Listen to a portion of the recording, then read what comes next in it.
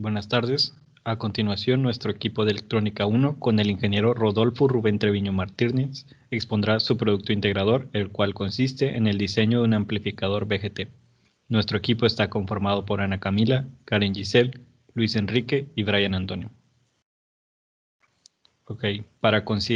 Se considera el siguiente circuito amplificador, donde se nos dan valores de la resistencia colector, resistencia de emisor y resistencia de carga, así como una fuente de voltaje de 9 volts y los valores de los tres capacitores. Lo primero que se pide es que, se requiere que el circuito sea estable a la corriente de polarización de tal forma que el voltaje CEQ sea igual a 5.2. Para esto, primero se realiza el análisis en corriente directa. En corriente directa los capacitores quedan como circuito abierto, lo cual da el circuito que se observa en la figura número 2. De esta figura se puede obtener el análisis de malla colector emisor, el cual nos dice que el voltaje de entrada es igual a la suma de los voltajes de cada componente, en este caso el voltaje colector, voltaje de emisor y voltaje CEQ. El análisis de malla base emisor se tiene de la figura número 4 que se muestra más adelante. Para las corrientes del circuito, la primera en obtenerse es la corriente de colector, que se puede obtener del despeje de la malla colector emisor. Esta nos da un valor de 0.9048 miliamperes. Con esta corriente es posible determinar la corriente BQ de la relación que nos dice que ICQ es igual al producto de beta por IBQ. Se realiza el despeje de la corriente de base colector. Esto nos da un valor de 7.54 microamperes. Después se realiza una suma de corrientes dentro del transistor, la cual nos dice que la corriente que sale es igual a la suma de las corrientes que entran, que se observa en la figura 2. La corriente de emisor nos da un valor de 0.91 miliamperes. Con estos valores es posible determinar los voltajes dentro del circuito. Con ley de Ohm se sustituyen los valores, lo cual nos da un voltaje en la resistencia de colector de 1.99 volts y un voltaje en la resistencia emisor de 1.82 volts. Para las líneas de carga es necesario calcular la resistencia de corriente alterna, así como la resistencia de corriente directa. Para la resistencia de corriente alterna se toma en cuenta el paralelo de la corriente de colector con la corriente de carga. Esto nos da un valor de 0.6875 kiloohms. En la resistencia de corriente directa se realiza una suma de la resistencia de colector con la resistencia de emisor y nos da un valor de 4.2 kiloohms. Para determinar la máxima oscilación, primero se calcula B'Cc, tomando en cuenta BCQ y el voltaje corriente alterna, lo cual nos da un valor de 5.822 volts. Después se establece la oscilación de la corriente desde 2.14 miliamperes a 8.47 miliamperes. En la figura número 3 se observan las líneas de carga y el punto Q. El punto Q representa la intersección entre las líneas de carga con la gráfica de corriente-voltaje del transistor. Lo siguiente es obtener la resistencia de entrada o resistencia de Thevenin. Esta se obtiene de la relación que se muestra a continuación, que nos dice que RB es igual a 0.1 por 1 más beta por la resistencia de emisor. Esto nos da un valor de 24.2 kiloohms.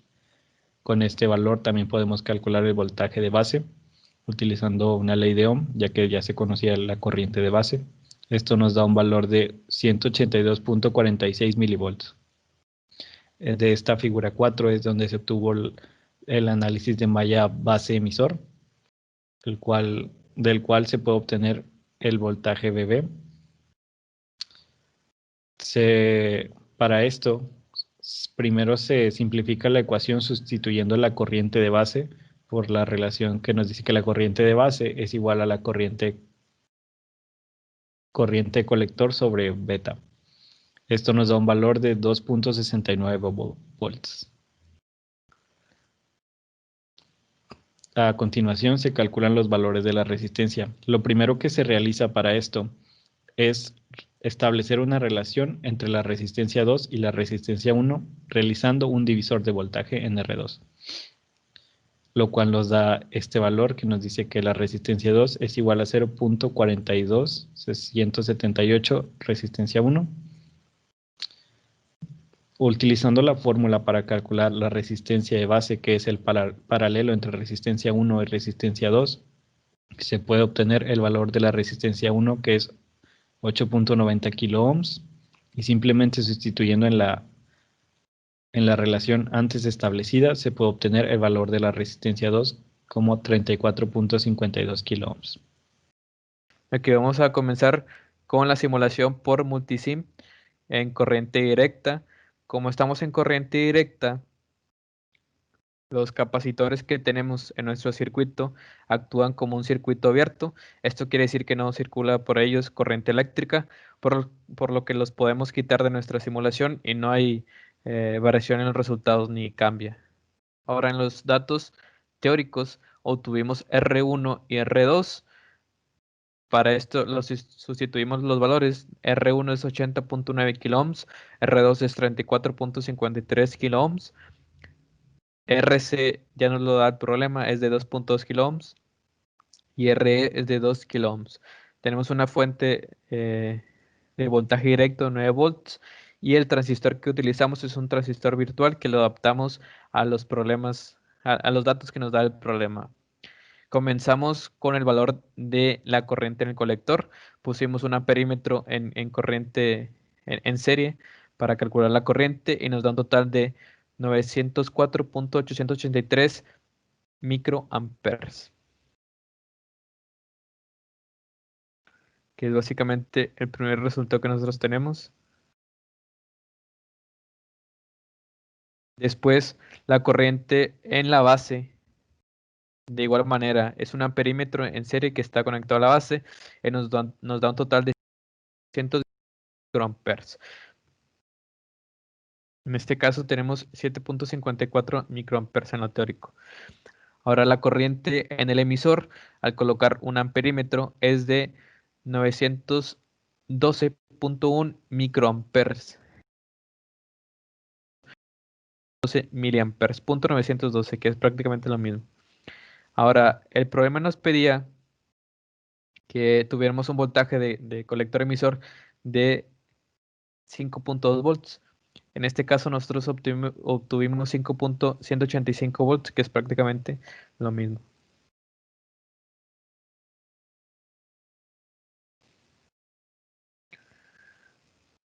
Ahora, nosotros utilizamos el teorema de Thevenin para calcular R1 y R2, que lo tenemos en esta simulación.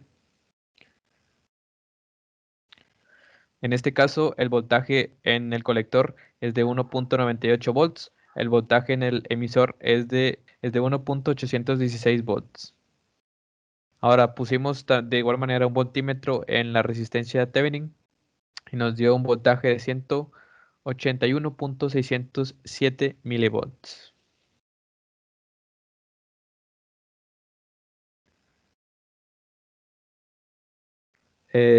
Aquí tenemos las screenshots de multisim, tanto la corriente del colector, el voltaje que tenemos en colector emisor, la corriente en el emisor y la corriente en la base.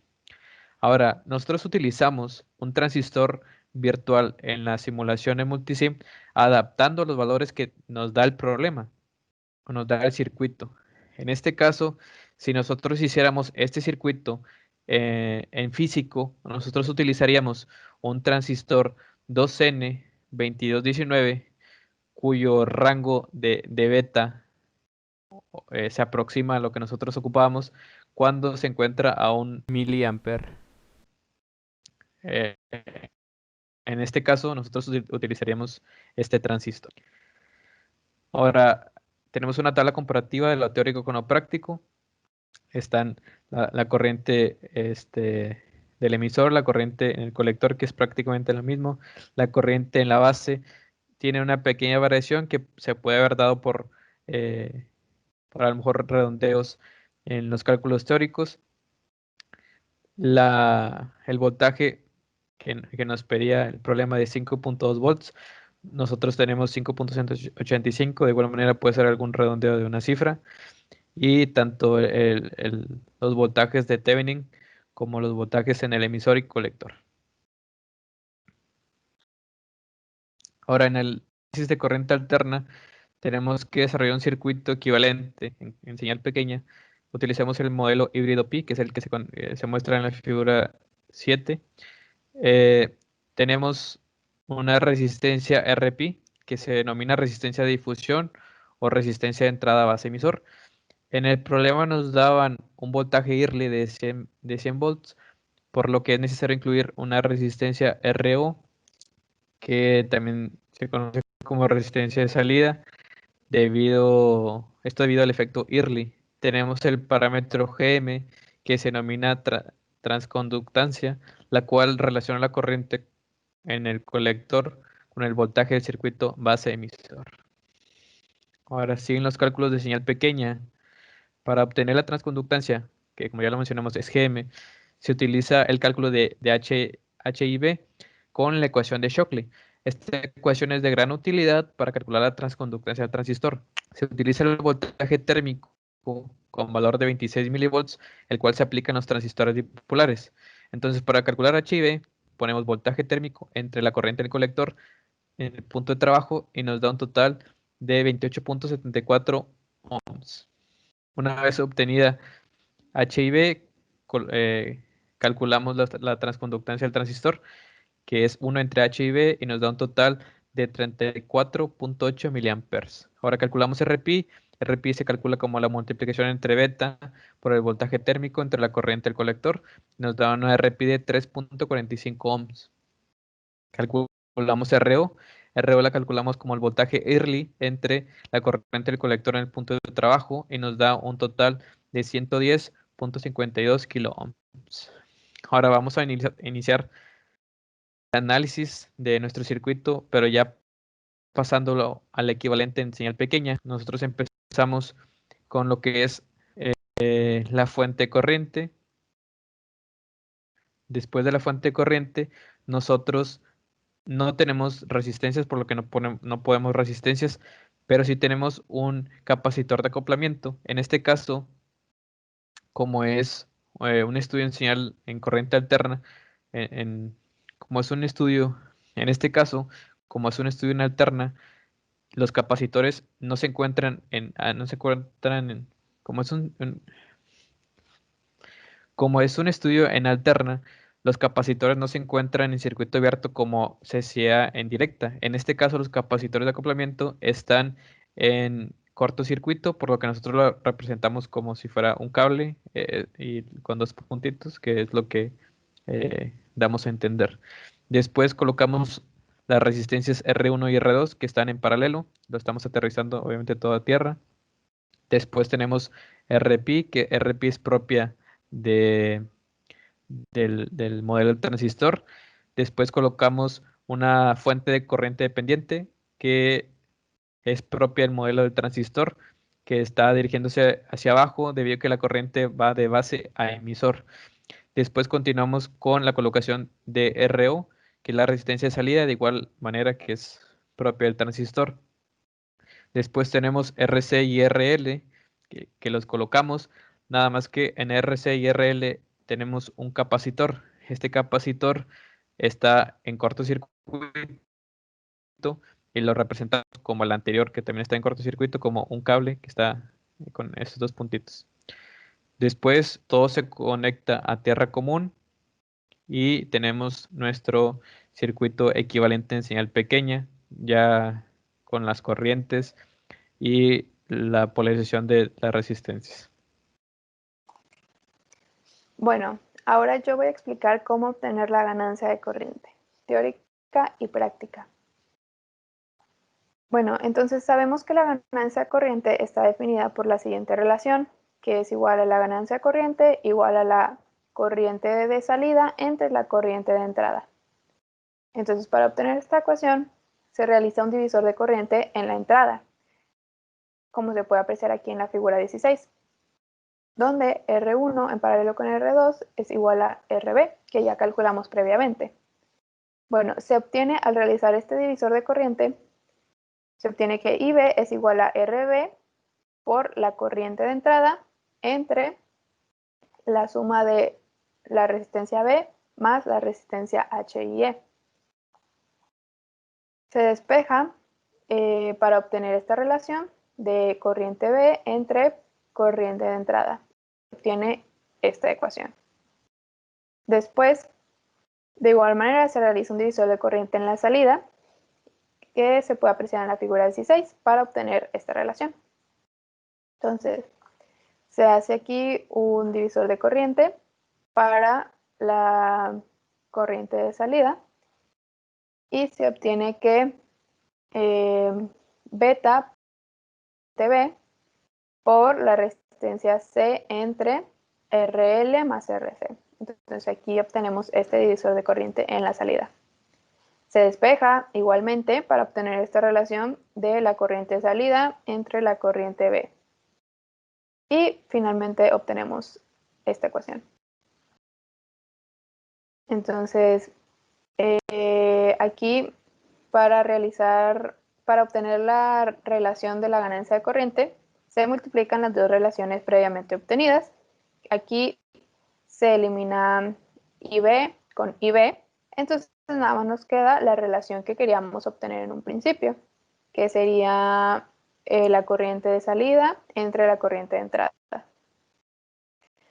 En este punto se pone un signo negativo porque la dirección de la corriente de IB multiplicada por beta es opuesta a la de la corriente de salida. Como aquí se puede apreciar, la corriente de salida en este punto pues se iría para arriba, por eso va hacia acá, y pues esta va hacia abajo. Están en direcciones opuestas y es por eso que se representa la ganancia de corriente con un signo negativo. Entonces, una vez obtenida esta ecuación, se sustituye cada ecuación de cada corriente de salida y la corriente de entrada y se obtiene esta ecuación. Entonces, después dividimos el numerador y el denominador entre beta para así poder obtener, en vez de HIE aquí, obtener un HIB, ya que HIB es igual a HIE entre beta. Y ya obtenemos una ecuación donde conocemos todos los valores de todas las variables. Entonces, sustituimos cada valor de cada variable y obtenemos la ganancia de corriente, la cual fue de menos 72.21. Entonces, ahora vamos a comprobar esta ganancia de corriente en el simulador. Nosotros seleccionamos una fuente de corriente de 9 microamperes, ya que fue el valor a la cual la señal de entrada y de salida ya no salían recortadas. Bueno, entonces, como ya expliqué previamente, al utilizar una fuente de corriente de 10 microamperes, las señales en el osciloscopio salen recortadas, como se puede apreciar aquí. No sale en la forma senoidal que quisiéramos obtener. Entonces, por eso nosotros elegimos una fuente de corriente de 9 microamperes. Aquí se puede apreciar ya más la forma senoidal y además también se aprecia el desfasamiento que debe de ocurrir de 180 grados. Nosotros medimos aquí el voltaje de salida, que se es representado por el canal B. Medimos el voltaje de salida pico y que obtuvimos un voltaje de salida pico de 584 milivolts.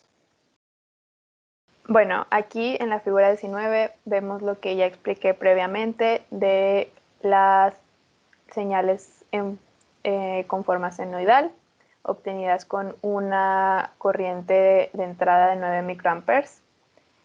Con este valor de corriente obtuvimos un voltaje de 583.61 milivolts. Y pues ya hablé sobre el desfasamiento de 180 grados que se observa en estas señales, la cual la señal roja es la señal de voltaje de salida y la naranja la de entrada. Pues aquí obtuvimos un voltaje pico de 583.61 milivolts.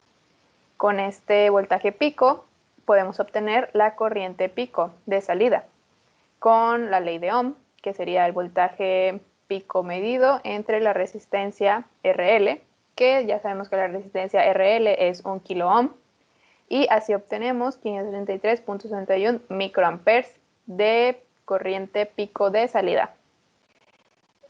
Hacemos la relación de la ganancia de corriente, que recordemos que sería la corriente pico de salida entre la corriente de entrada, que en nuestro caso fue de 9 microamperes. Entonces obtuvimos una ganancia de corriente de menos 64.85. Aquí pues comparamos la ganancia de corriente teórica y práctica. Teórica obtuvimos menos 72.21 y práctica menos 64.85. Nosotros creemos que esta diferencia de valores que obtuvimos fue debido al redondeo que hicimos al obtener los valores teóricos, o también por el valor de corriente de entrada seleccionado, al que las señales de salida ya no salían recortadas. Bueno, ahora voy a explicar lo de la función de cómo obtener la función de transferencia de señal pequeña. Primero, necesitamos calcular la resistencia de entrada, R y B. Se obtiene con esta ecuación, que sería R y B es igual a Rpi más 1 más beta por la corriente IB por RE. En este caso, en nuestro circuito, tiene un capacitor en paralelo con la resistencia del emisor. Entonces, al hacer un análisis de señal pequeña, todos los capacitores están en cortos. Entonces, nuestra resistencia RE tiene un valor de 0. Entonces, al tener un valor de 0, se elimina esto y nada más nos queda que la resistencia de entrada es igual a la resistencia pi, que en nuestro caso sería 3.45 ohms. Entonces, se sabe que la función de transferencia de señal pequeña está dada por esta ecuación, que es el voltaje de salida entre la corriente de entrada. Entonces, para poder obtener esta ecuación, pues tenemos que saber la relación que hay entre estas dos. La corriente en la base está dada por esta ecuación, que sería la corriente de entrada por la resistencia R1, R2 en paralelo, que ya sabemos que estas dos equivalen a la resistencia RB. Se despeja para obtener esta ecuación, esta relación de IB entre IS, y pues se obtiene esta ecuación final para la relación de la corriente de B entre la corriente de entrada. Entonces, ahora necesitamos sacar la ecuación del voltaje de salida para obtener esta parte de la relación. Entonces, esta ecuación se saca mediante la ley de Ohm, se puede apreciar con la figura 16.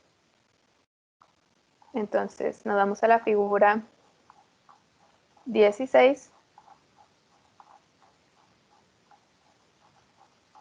Aquí se puede apreciar que el voltaje de salida, pues, se ponen en paralelo la resistencia RL, RC, RO. Todo esto multiplicado por la corriente de IB por beta.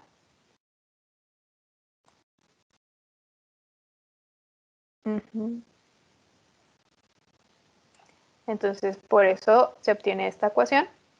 Entonces, al obtenerla, la sustituimos en la relación, que iría acá arriba, en el numerador. Al tenerla de esta manera, podemos sacar IB como factor común y así obtener la relación que previamente ya obtuvimos. Entonces, se sustituye la ecuación, la cual quedaría de esta manera, y con esto ya podemos sustituir los valores de cada variable para así obtener este parámetro. Se sustituyen los valores, Se hacen los cálculos y se obtiene que la función de transferencia de señal pequeña tiene un valor de 71.72 kiloohms. Bien, vamos a continuar con la ganancia de voltaje. En la figura 20 se puede observar el modelo pi híbrido del transistor, que este modelo se va a utilizar para hacer el modelo equivalente de señal pequeña para el análisis de corriente alterna. Primeramente vamos a conectar una fuente de voltaje alterna en la entrada. Se va a omitir la resistencia de entrada, ya que no tenemos una resistencia de entrada. Entonces, después se van a colocar dos puntos haciendo referencia al capacitor. Ahora se va a poner las resistencias R1 y R2 en paralelo, ya que la fuente se remueve. Ahora, paralelo a estas dos resistencias se va a colocar la resistencia RPi, que esta resistencia es propia del modelo pi híbrido. Después se coloca también la fuente dependiente de corriente propia del modelo. La flecha va hacia abajo, ya que la corriente en el transistor va de base a emisor. Continuando con el circuito, se coloca la resistencia RO, la resistencia de salida, que esto también es igual, pertenece al modelo de pi híbrido. Paralelo a RO vamos a colocar las resistencias de RC y RL. Y se va a colocar también igual el capacitor en corto con los dos puntos. Por último se va a conectar toda tierra común y el circuito final para el análisis de corriente alterna es este de aquí, la figura 29. Bien, vamos a obtener primero la ecuación para la ganancia de voltaje. Tenemos que la ganancia de voltaje es igual al voltaje de salida entre el voltaje de entrada. Vamos a utilizar la ley de Ohm para obtener la relación, que el voltaje de salida es igual a la corriente de salida por RL y el voltaje de entrada es igual a la corriente de entrada por RIB. Se va a sustituir la relación y de aquí podemos ver que tenemos la corriente de salida entre la corriente de entrada. Esta es la ganancia de corriente, entonces vamos a sustituirla en la ecuación. Y para calcular R y B, tenemos que esta es igual a RB por HIE entre RB más HIE. Aquí sabemos que HIE es igual a beta por HIB, entonces vamos a sustituir esa parte de la ecuación y nos queda esta ecuación de aquí. Ahora se va a dividir el numerador y el denominador entre beta para obtener la ecuación de la resistencia de entrada. Después de que se divide, ahora se sustituye la ganancia de corriente y la resistencia de entrada en la ecuación de la ganancia de voltaje.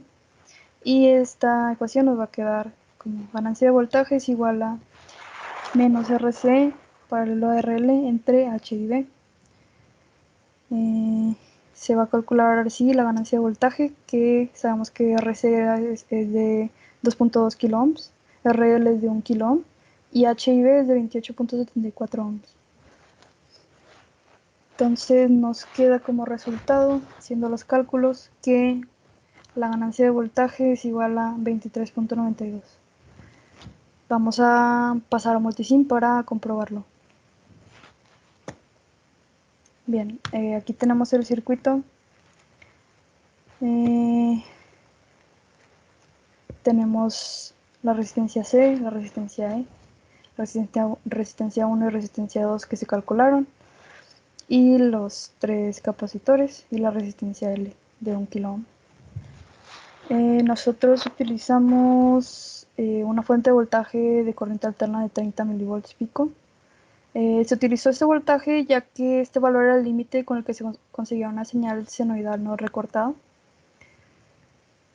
Como se puede ver aquí, nos recorta. Por ejemplo, si utilizamos aquí una señal de 35 milivolts, se puede observar que la señal empieza a recortar un poco. Entonces decidimos usar la de voltaje de 30 milivolts pico. Y de aquí se va a obtener el valor pico del voltaje de salida. Esta señal es el voltaje de entrada y esta otra señal es el voltaje de salida, que nos marca 464.113 milivolts. Entonces nos vamos a pasar aquí.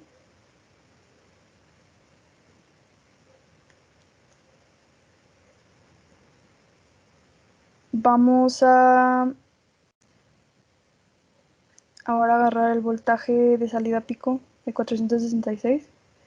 Es casi lo mismo.